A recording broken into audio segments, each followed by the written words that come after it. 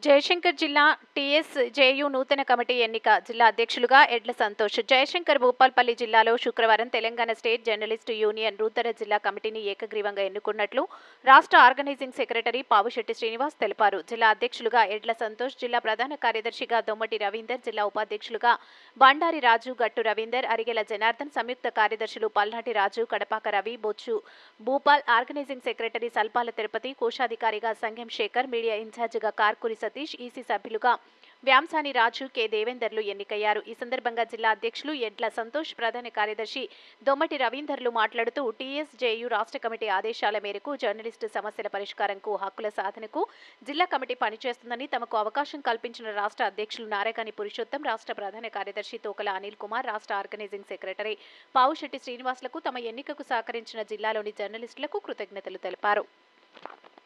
సమస్యలపై యూనియన్ ఆదేశాల మేరకు జర్నలిస్టుల సమస్యలపై అనిత్యం పోరాడతానని, జర్నలిస్టుల సంక్షేమం కొరకు ముందు వరుసలో పనిచేస్తానని మరొకసారి అందరికీ ధన్యవాదాలు తెలుపుతున్నాను.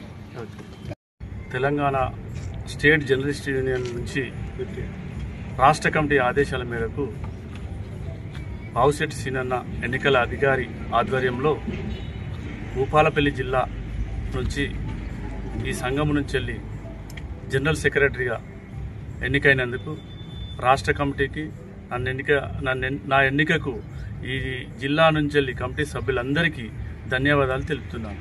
ముఖ్యంగా నేను చెప్పదలుచుకున్నది ఏంటంటే, ఈ జిల్లా నుంచి వెళ్ళి మన జర్నలిస్టుల సమస్యలపై ఏ సమస్య వచ్చినా ముందుండి వారి కోసం పోరాడుతానని మరొకసారి మాటిస్తున్నాను.